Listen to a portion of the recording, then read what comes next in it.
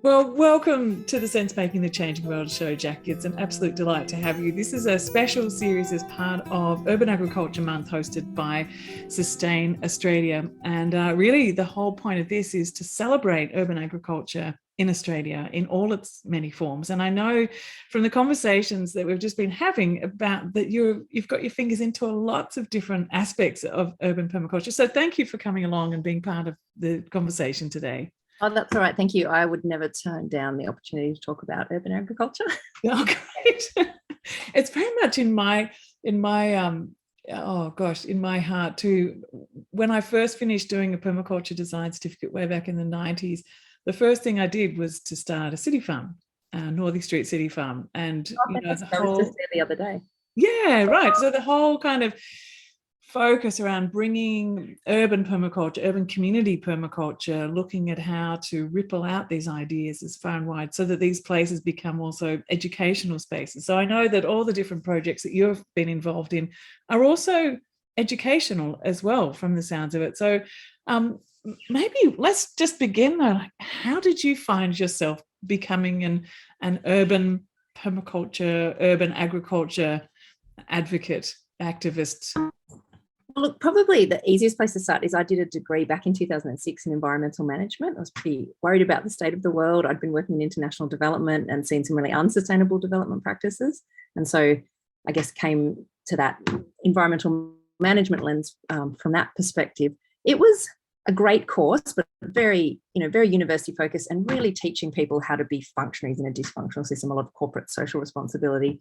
I got to the end of that and I had all the fear and no idea. I had no practical skills or experience, but I had a real, understanding of the climate crisis and what we were facing, over the next, 20 years, and a really clear time frame, for emissions goals that we had to hit. And so pretty much straight after that, I started getting really interested in permaculture, did an intro to permaculture with John Champagne, then went down and did a 2-week course down at Bermagui at the Crossing, and absolutely changed my life, as it does for most people who do a PDC. And from there, couldn't get a job in sustainability, stayed doing what I was doing in international development, but a group of us, 4 friends in Wollongong, started PermaBlitz. And I think for me, it was just completely life-changing, particularly because of how much sharing was involved. For PermaBlitz Melbourne to have written those amazing guides, those how-to guides for the hosts, for the, event organisers, the facilitators, we didn't have to reinvent the wheel up here. We could just grab that and run with it. And we sort of had 3 properties between us and went, oh, well, if no one comes, we'll have 3 parties at our house and go from there. And the support from the community in the Illawarra was overwhelming. I think by the 3rd Blitz, we had 60 people turning up. And it's, sort of been involved in that for 10 years. For those people who don't know what PermaBlitz is, who might be listening from another part of the world, can you just give us an overview of what PermaBlitz is and how it works? Yeah, so it's really a day where the community can come together and make over someone's property, based on permaculture principles. There's a whole lot of lead time that goes in that no one on the day would see, where designers work with someone or a family to work out, the priorities for their property, the goals, and then, give them best practice permaculture design, and then get the community together in one day to do that. And if you come along to 3, you're allowed to put your hand up and say, I want to come to my place. So it's an amazing way to build your community, but also, just to connect with your community. We get people turning up who never want to host one, but they just love coming. Yeah, that's fantastic. I think what we should do is make sure we keep a list of all the different resources that you're mentioning, and drop the links down the bottom in the show notes. So we'll make those PermaBlitz links available to people. And look, it's for anyone who's interested in starting out as a designer as well. It's a really great way to cut your teeth as well, because you're not paid for the design. There's no money involved in PermaBlitz at all, and so it is a great way to start practicing. And we learned so much through that process. Yeah, and you're absolutely right. I mean, when you do a permaculture design certificate course, a lot of doors are opened, but it's the practice of permaculture. It's the ongoing learning, it's the implementation, it's the sharing, it's the conversations that happen, deepening into your local community and local environment and local climate and local experience. That is really what fleshes out that kind of framework that you're handed in a permaculture course. So it is, and I think it's an amazing way for people to find, their special superpower as well. We had a designer who, her passion was drawing and actually creating the designs. But we had another one who was just the green thumb. She could grow anything. We had me, who I was like, I don't know if I can bring anything to permaculture. I'm a project manager. I'm really good at admin.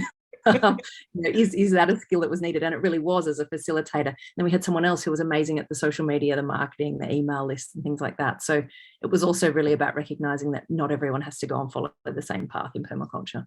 Yeah, so you create this sort of ecology of an organization where you're all sort of this beautiful network that's way stronger for the sum of all of its parts. Yeah. So where did the Permablitz take you? Where, once you started doing that, what did that unfold into next for you? Look, for me, I mean, for us as a community, it unfolded into just this amazing community. For me personally, it meant that I could get my first job in sustainability. When I was going for a job at university, I saw Permablitz, that I'd coordinated and facilitated permablitzes, and they're like, oh, she sounds great. And so that was a real surprise to me, that volunteering could be the thing that unlocked the door, not my fancy degree or my 12 years of work experience. I think let's just, that is such an important point that you just made. I experienced the same thing as well. I went through a environmental planning and design course, a landscape architecture course, and the same thing in terms of getting work or creating work. It came through that experience in volunteering and the practice. Absolutely. And that's what I say to everyone. I know for a lot of people volunteering is not always possible, but even if you can just give a little bit of time, it's such a good way to get skills and experience. Yeah. And likewise, now as someone who coordinates a lot of volunteers, I love working with volunteers and finding out why you're here.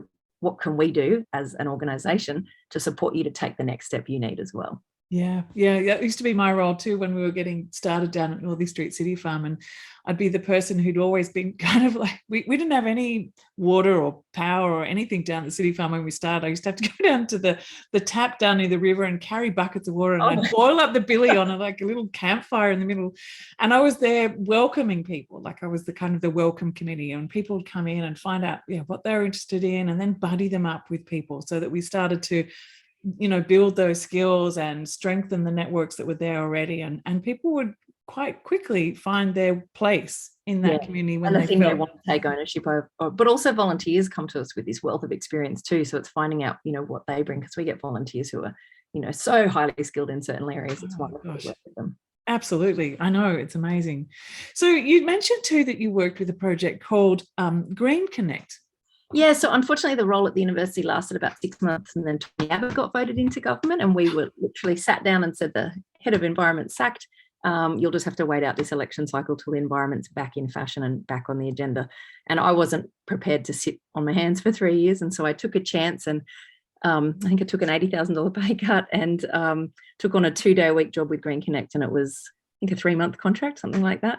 And at the time we were working as volunteers to save the farm site that had already been established, but that the funding had run out on. And that's a 12-acre permaculture farm here in the Illawarra and Warrawong. And then my role also very quickly became working in zero waste, so managing waste at big music festivals and events, and working in an employment creation process to support former refugees for their first employment experience in Australia, which, when you're sorting out huge bins of all manner of stuff, it's really easy to teach someone how to do that with zero English. So yeah, a really interesting project, and one that's going strong today. Yeah. So can you tell us a bit more about Green Connect and how, and its involvement in working with refugees and young farmers as well? Yeah, I think when I came to the project, it was sort of a fairly new idea and was a fairly small project. And there was a team of us who came together, one to save the farm site. And that was partly because all of the former refugees who were being supported at that point were surveyed, and over 50% came from farming backgrounds, and were way more highly skilled than any of the organisers in terms of farming. So to create a space where people could use those skills. It was also based at a local high school on Department of Education land, and an amazing school, Warrawong High School, because every feeder primary school has a permaculture garden as part of the living classroom program that Aaron Sorensen and Dan Dayton have been working on tirelessly down here for over 20 years. Then they've got the permaculture garden at the high school, and then the farm site. And the idea of the farm site was that kids who weren't thriving in the classroom would be able to get some paid work experience out on the farm. And it's certainly grown and changed over the years, but A couple of the young students I worked with, up to sort of 7-8 years ago, were, still in employment at the farm, in the last year or so. And so where does the food go to? Like who uses the farm? How does it work? Yeah, look, predominantly it's a CSA system. So when I left, I think we were feeding around about 200 households a week, with drop-off points and delivery, quite a big enterprise. And watching during COVID in particular, the explosion, I think we went from 100 customers to 200 almost overnight. People suddenly realized, oh, we need food security and we need this in our urban areas. We can't have this far away. We saw that with the fires and the floods. Those supply chains are long and they're not particularly effective, in a crisis situation. So it was interesting to see, the uptake and people, I think, having that aha moment that, urban agriculture and growing food where we live is really important. So you have this farm and you've got all the school programs and you've got permablitz programs. So there's obviously a big focus on this in your area. I wonder what the local government or other agencies in your area are doing to support that, or what more they could be doing to support that kind of program. Yeah, I'm interested in that as well, and I'm interested to hear from anyone who knows more, because I'm not particularly connected in the local government area. But I think it is something that we're starting to really hear more and more, that local governments are realising urban agriculture needs to be a priority. I was in a presentation recently with someone from Hong Kong, and he was talking about how Singapore have suddenly said, oh, we want to source, I can't remember the stat, but I think it was, up to 60% of all their food from Singapore locally within Singapore. And how urban Singapore is. Yeah. I think Canberra have recently come out with a local government strategy saying they want to achieve food security and setting targets for how much food we can produce. And, it's not necessarily going to be our wheat crops or, maybe even our rice or our lentils, but certainly lots of those things that are lovely to have fresh, that you want to be able to grab, like your green, your leafy greens, all your salad, your veggies should be able to be grown, within a really close local area. Yeah, that's right. And I mean, then it saves all the transportation and all the refrigeration and all the loss of product as it's going between places. Well, so it makes so much more sense. And then, as we've seen more recently, if one area is hit by a disaster, which we know are going to be increasing to come, it doesn't knock that out for everyone else. So hopefully we can build more, resilience in that way.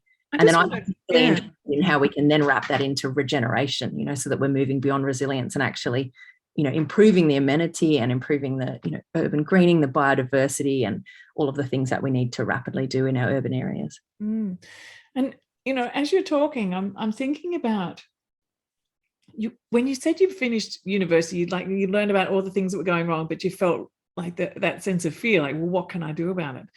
How have you found that shifted in you? Like, we still know that all of that's there, but how has being involved in permaculture shifted that? And how have you been able to also be a communicator of these ideas differently because of your experience with urban agriculture and permaculture? I think what I've loved, and certainly, don't get me wrong, I have many dark days, when you see certain news reports come out, or when you maybe make the mistake of reading in detail those 1,000-page IPCC reports. But, it's that we've got this huge opportunity. The problem's the solution, right? So we absolutely need to use this energy that everyone's got and, try and turn that fear and that anxiety into positive action, and showing people that, you can start at your back doorstep, you can do something. And I think for me, it was a bit of a roundabout journey. I was maybe that waste warrior for a while that was shaming people for using one straw or a plastic cup or something like that. I think it's also, about doing that with your community. All these individual actions mean nothing unless we do them together. So I'm really interested in how we build a community around that and build projects in our communities that support people to feel like they're acting together, not just, sitting at home trying to collect all the plastic in a mason jar or something like that. Yeah, and it's absolutely essential, isn't it? Because that whole idea of making people feel bad, or or just feeling like you're alone in this, and just a little bit this and a little bit that, together with all of us, and then speaking up, we're able to get the kind of systems change that needs to happen. And I think it really is a systemic approach that we need to focus on. It is, and I'm in a position at the moment where I'm asked occasionally to do guest lectures at uni. And one of them, they asked me to be a guest lecturer in an environmental activism course. And I was like, I guess what I'm doing is activism, but I don't see it, as, out there on the front lines of activism. but it's that, those daily changes that make a difference. But I was asked to speak as a utopian project. Absolutely devastating, because if growing food locally is seen as utopian, we have some serious work to do. I'm really taking now, how do we move it from utopia, to something that's just our everyday? Yeah. I take a leaf out of the Perma Youth's book, because they talk a lot about practivism. So it's this idea of that it's the everyday, practical, positive activism, and that is permaculture.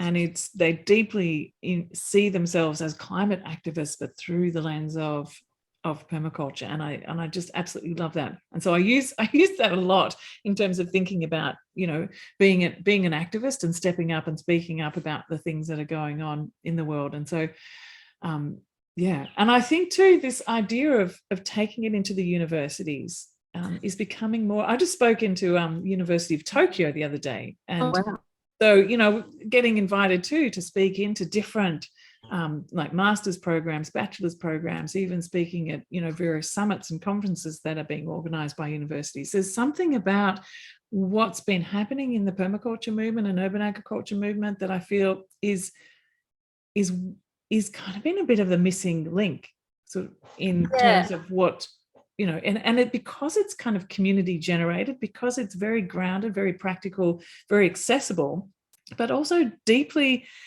reflective of systems thinking and all the latest science that we have. It's the visible edge of that. Absolutely. And for me, I've always been really interested and sort of really picked up and run with permaculture, because there's nothing else that gives you that, holistic systems view. And universities, traditionally have had lots of little silos all working on amazing things. But yeah, I think everyone's realizing that we've got to stop compartmentalizing and, building silos. We've actually got to start looking at the bigger picture. Yeah. Because that's sort of the thinking that's got us into this situation. Yeah, that's right. Definitely. Probably best to have a look at it from a more holistic view. And I think it's great that universities seem to be embracing the generalists a little bit more as well. Certainly the environmental management course, it's not about becoming a specialist in a certain area, but the course that I teach in, it is about embracing generalists. Yeah, so we haven't really talked about that yet, but you actually teach permaculture in a university. You certify people to become permaculture designers in a university. That's not that common. I'm realizing that as I go along, and maybe a little bit nuts to take it on, but I was offered the opportunity. The old master's program that I did, as I said, was really focused on corporate social responsibility, and an amazing new associate professor took over that program, and I did a couple of guest lectures as an alumni, and in each lecture I basically told the same story I've told you, did the MEM course, came out of it with all the fear, no idea, had to go study permaculture. And she said, I've heard you say this in a few lectures now, would you come and teach permaculture? And I thought, no, but I can find you someone who would do that, and then went home to my partner, and she was like, say yes, you've got 10 years experience doing this. We don't have time for people to wait to have 40 years experience, to be able to step up into these roles. You've done that master's program, what's involved. That's right. What was missing for you. So put those two things together. Yeah. But I was also really aware that, a PDC is quite a big commitment, and a lot of students would want to be able to do that. They're paying thousands of dollars in HEX fees anyway. And so, yeah, I said, look, I'll do it as long as I can run it as a PDC. And it's only 30 hours face-to-face, I think, but there's a lot of take-home activities. There's, a couple of hours of work to make up that 72-hour course. And we do a field trip, which last year with COVID, we weren't able to do, which was the first time I'd run it. That was really difficult. But this year did a field trip to some amazing sites in Sydney and down in the Illawarra. And, that was just mind-blowing, to have students in their reflections saying, oh, I watched a video and I read about digging a swale, but now I'm digging a swale with my friends. That was... that to me is the life-changing stuff that you often don't get at universities. It's that hands-on practical, really going, living it, seeing it, that I'm really keen to bring to that as well. And so the feedback from the university has been positive about, because this needs to be shared, every university. Yeah, no, absolutely. So does it sit as an elective, or does it sit as a core subject? Like, how does it work? It sits as an elective, alongside a bunch of other amazing electives, including one which is an Indigenous Knowledge and Caring for Country course, which I kind of, almost force the students. I'm like, you must do that one as well. This is something that we really need to explore more in permaculture.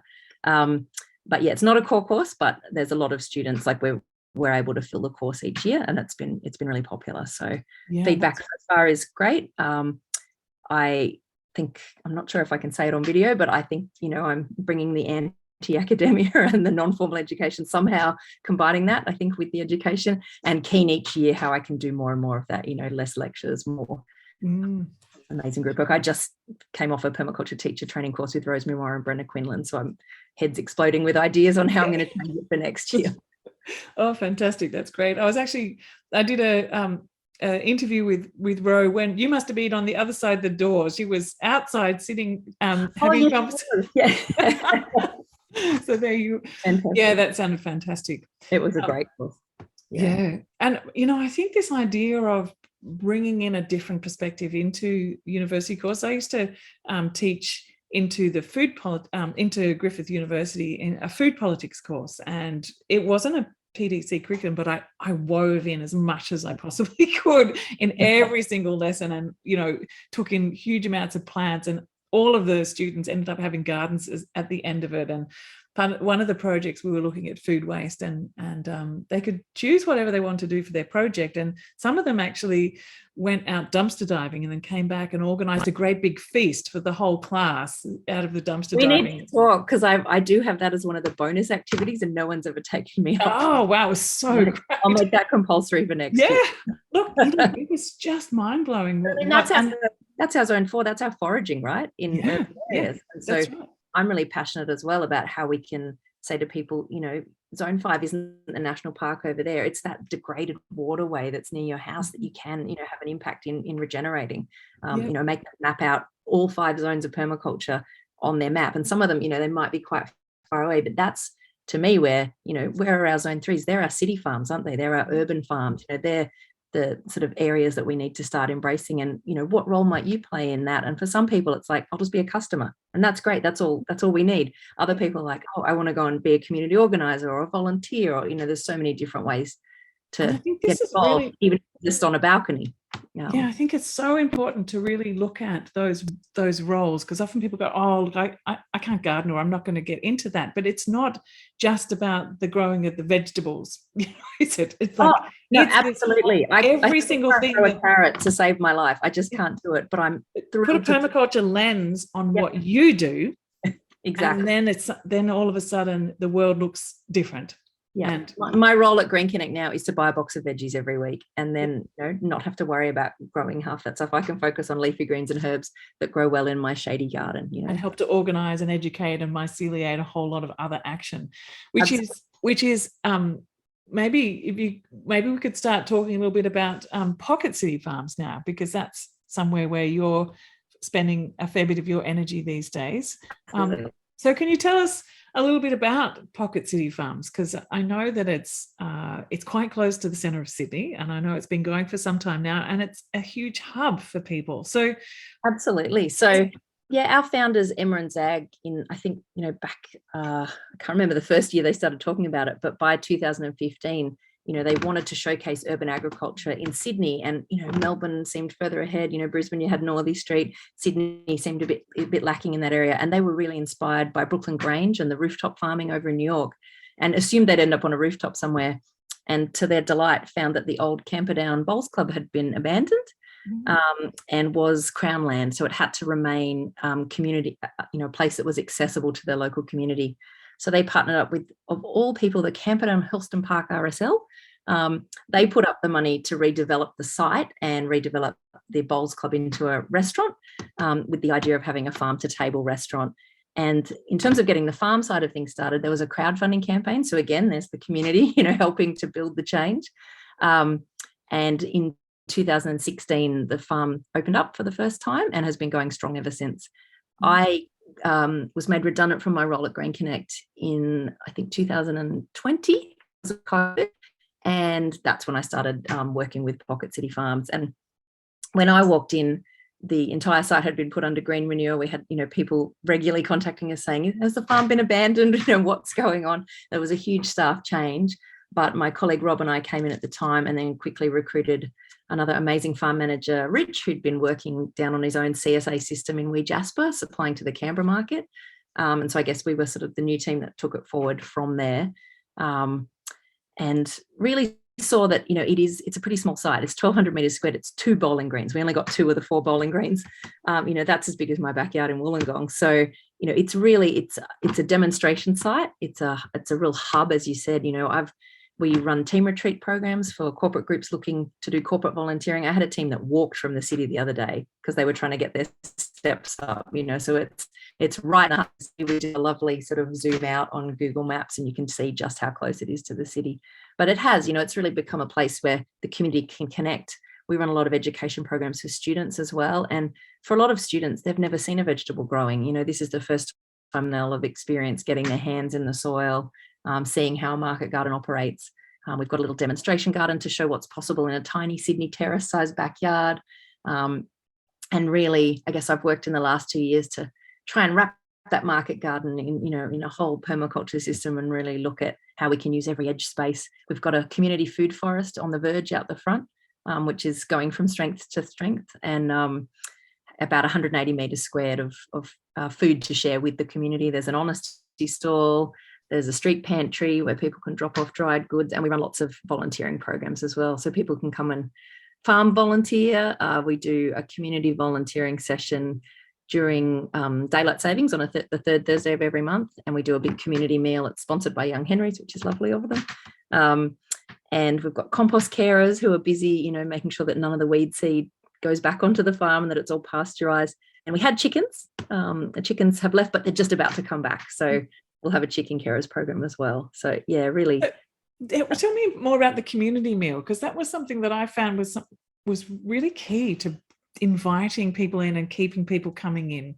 Absolutely. So the volunteering session that we hold on the third Thursday of every month during daylight savings, people come and work for about 2 hours. Often we've got up to sort of 50 people on site, and then we've got this just amazing team of community chefs. We had a fundraiser dinner the other night, and the same team of community chefs came and cooked dinner for 80 people, predominantly out of produce on the farm, and just trying to showcase all parts of the plant. So Yukaka, who's our sort of lead community chef, is a chef herself and passionate about not wasting any part of the plant. When the farm was under green manure, she was still buying mulberry leaves to make tea, and buying weed salads and all sorts of things. So it's really, I think, food's a great connector. Everyone eats, and for a lot of people, like you said, they might not necessarily want to be out there growing the food, but their passion is cooking it and preparing it for other people. So yeah, we love to have those community meals just to reconnect everyone. All walks of life are welcome. I think I sort of had this little misconception, it's in the middle of the city, it'll be sort of all a bunch of, young white hipsters, and I couldn't be further from the truth. It's such a diverse community, really interesting who you meet and the skills that they bring. It's absolutely, wonderful. And I think having been through the experience of helping set up Green Connect and then now coming to Pocket City Farms, my passions really turned to, right, we've done this for sort of, 5 to 7 years now. We've done all the dumb things, trust me. We've made all the mistakes. How do we document that and get, a sort of farm starter kit or something, so that we can actually start having these kind of projects everywhere and move from that utopia to our reality, is that we do grow food in our cities. Yeah. And one way we've done that is with a young farmer incubator program. So we have, for this year, trained 2 young farmers, knowing that our farm manager was leaving. So one of them will take on the farm, and then they'll basically train the trainer. So they'll train the next lot, and have this continual program where we are actually training the farmers of the future. And hopefully with our school kids coming through, inspiring them that, being a farmer in the city is a career prospect and something that you could think of doing in the future. Yeah, fantastic. That's so important, isn't it? And I've actually noticed a bit of a change over the time, because I bring students into. I'm just going to shut my window. Someone's chopping something down out there. We bring students into into the eco village here, and also we used to do it in the city when I was living there, and I used to ask people all the time, who's thinking about becoming a farmer or wanting to do this, and no one. They would sit on their hands, I think, almost. But not a viable prospect. No, but I think in Australia, mind, unless you come from a farm family and you've got big land, People just don't see it as a viable career option. And it hasn't been, I think, in urban areas. And so in terms of actually creating viable urban agriculture futures and livelihoods, how would you describe that? Because it's not just growing the carrots and the lettuces, because that might not just be enough, just growing the vegetables. There's other dimensions to it. So for you, how would you describe, a viable urban agricultural livelihood, and what are you trying to share with people when you're doing these incubator programs? I think from my perspective, what I've really seen is that we often expect our urban farmers, whether they're young or whether mid-career changes, to do everything. So they're expected to grow the carrots and the lettuces and everything, but they're also expected to be social media and marketing gurus. They're meant to be able to, find customers and keep those customers. They're meant to run volunteer sessions. They're probably at farmers markets, farm gate stalls. So they're actually, required to do so much. And to me, having been through, this startup process with Green Connect, and then seeing the startup that the guys at Pocket City Farms went through, it's this perfect recipe for burnout. So if we're able to, I think, take some of that pressure off with our young farmers that we're training and say to them, right, we've got a site for you, because let me tell you, there is no shortage of land in our urban areas. Once you start running something like Pocket City Farms, people offer us land all the time. We don't necessarily have the farmers to go along with it. So for me, it's about saying to them, go grow the veggies. We'll find the market for you. We'll prepare all your work health and safety systems. We'll do your invoicing. We'll do all the boring stuff. We've done a lot of work. My colleague Rob is an absolute wizard at all the tech side. So we're harvesting with QR codes now, and getting those systems so that all that data is recorded. Trying to take all those difficult steps out of it and be able to say to people who are new to farming or young farmers, just go and get good at growing. Because that's so. You see, that's not just going out and doing it yourself, though. That's being part of a bigger ecology of organisations in a way. It is, and that's what I'm trying to do with Pocket City Farms at the moment. Is go, where do we take that next? What does it look like? Is it a whole bunch of farming cooperatives that has PCF as the support?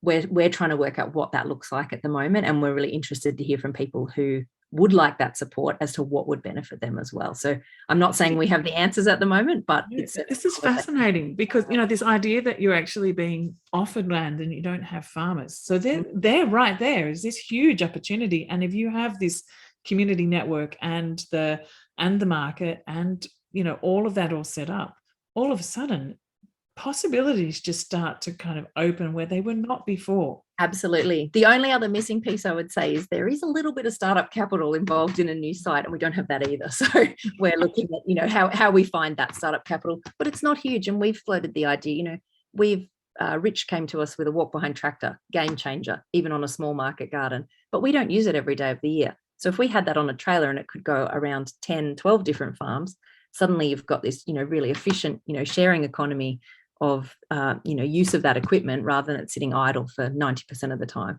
Yeah, that's great. And I would imagine too that if you start to get a new site and someone's donated that site or invited you to come and use it, and you put together some kind of crowdfunding that's linked with this whole sort of bigger picture, that quite quickly you'd be able to generate that funds through a crowdfunder as well, I would imagine, because there's already that support there. It's not starting right from the very get-go again. Although I think, coming back to what you touched on earlier, I think wouldn't that be amazing if that was where local governments were starting to put that priority and say, what, we will come up with the startup capital if you can get it up and running. Urban agriculture grants. And I remember we now have community garden grants in Brisbane. Yeah. So it's just the next logical step, really, isn't it? Absolutely. But it does require them to have some kind of policy in place, which was why it was important. We worked with local government in Brisbane to create this urban sort of the community garden policy. And I don't know how and that in the Illawarra as well, a lot of work was done by some amazing people at council to get those community garden policies to be able to say yes, we'll enable that, instead of us always having to work outside the system. There's a shift that needs to happen, because the community gardens it's a community project, and it's not about selling the produce, it's about sharing and working together. As soon as it starts to become something where people are buying produce from a place, there's something that shifts in the local government perspective on what it is. And so I think that's a really important part. And I also really like the idea too of really contemplating the possibilities of urban agriculture land trusts, because there's a lot of land in and around urban areas that gets put for bushland trusts, like, rewilding areas. We could just as well identify where that best agricultural land is, and if the local government or the state government could help to purchase that land and that be available for urban agriculture, seeing that bigger picture of the resilience and robustness of our urban communities for the Absolutely. And I think there's a fairly big piece of work to be done in mapping that out, because Sydney Water have got land, sometimes universities have got land, there's Department of Education, there's lots of land. And once you kind of, what I've loved about permaculture is once you start walking around with a permaculture lens, you're like, oh, look at all that lawn. And someone like Manu's doing amazing stuff with Farm It Forward, where people are literally saying, I've got a backyard I'm not using, farm it. So I think, it's not a one size fits all model, but there's certainly work to be done in mapping that out and getting it, really on the agenda as a government priority. Yeah, I really like, just going back to your utopias. I interviewed Rupert Reed, who was part of the XR movement a while back. He sort of stepped aside from that now, and he's talking. He was talking about throughtopias. He said, we have this notion and we've got this dystopian future, or we stepped back and thought, oh, we want to create a utopian future. What we need to focus on now are the throughtopias. What are the stories? What are the skills? What are the possibilities to help us get through these difficult times? Because it's constantly changing.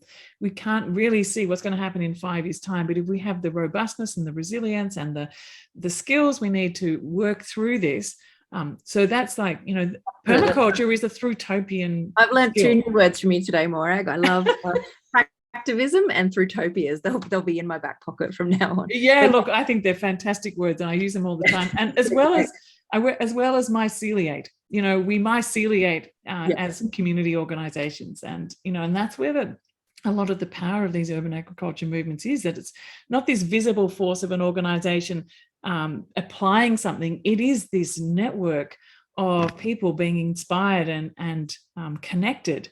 And it's everywhere you look. You just need to scratch the surface, and there you see those mycelial threads connecting and supporting and feeding one another. I've always said, to come right back to the start, to permablitz, if we had to start an urban farm somewhere tomorrow, all the trucks have stopped. I've got a group of swale diggers who are already trained up. I've got a group who can no dig like no tomorrow with any materials on hand. So we've got those people. It's just about making those connections. And I love that idea. When we ran a permaculture design course at Pocket City Farms this year as well, which I led, and most people come to you going, I want to know how to grow food. So we have to set that expectation pretty early. We're not going to be learning that much about growing food. We're going to learn how to change the world instead. And then also, people really focused on, well, when I get 5 acres, when I can sustainably, properly, when I can be self-sufficient. And so what I hope by the end of an urban agriculture focused PDC is that people are like, oh, wow, we can do this right here, right now, and get on with it. And I don't need that 5 acres that I thought I did. Yeah, that's right. And it's such a shift, isn't it? And I see that often as well. And also putting a limitation on, like, well, I can't do it now. I'll get to it maybe when I retire, or I'll get to it later on because I can't afford to move out yet, or I just don't have that possibility of doing that. But particularly with this focus on working together and bring whatever skills and wherever we are, the change is totally possible. And a focus on doing this in our urban areas where most of Australia lives is absolutely essential. And, I get people turning up, they don't own a car because they live, they're probably living more sustainably in some ways than that person on 5 acres, because, they're riding everywhere, they're walking, they've got access to public transport. I think the work needs to be done in our cities, and we've got people who actually love living in cities. There's so many, benefits of being able to connect with so many people, with employment, all that sort of stuff. So I think it's a really interesting shift to suddenly look at, how do we eat those cities, basically.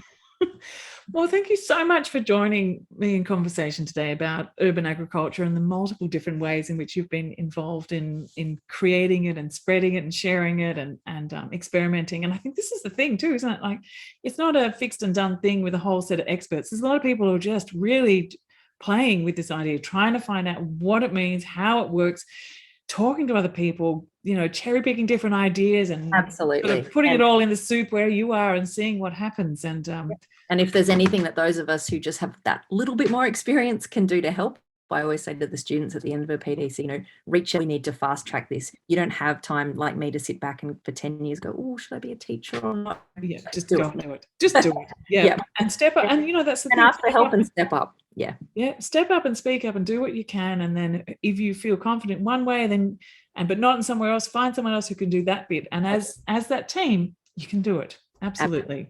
Yep. Yeah. Well, thank you so much. It's lovely to talk all things urban ag. And we've got a few events at Pocket City Farms that hopefully I'll get up on the website very soon. Yeah, great. Yeah, so is that all for part of Urban Agriculture Month? Yeah. And we'll certainly be having our regular volunteering and working bee listed as Urban Agriculture Month. And I think we're hopefully going to have an in-conversation session with Rosemary Morrow and her amazing new book. Oh, brilliant. Yes, which I seem to have right here next to me. Oh, how convenient. And, isn't that a gift, that book? Absolutely wonderful. Yeah. Absolutely what's needed for right now as well. Yeah, that's right. Really up to date. All right. Well, for everyone who's listening, I'll drop all the links that we talked about down below and further information about how you can find Jacqui and Pocket City Farms and all the different projects. And thank you so very much. It's been an absolute delight chatting with you today. An absolute pleasure. I'm going to go off and look at some more Throughtopias. All right. Take care. Thank you. Thanks.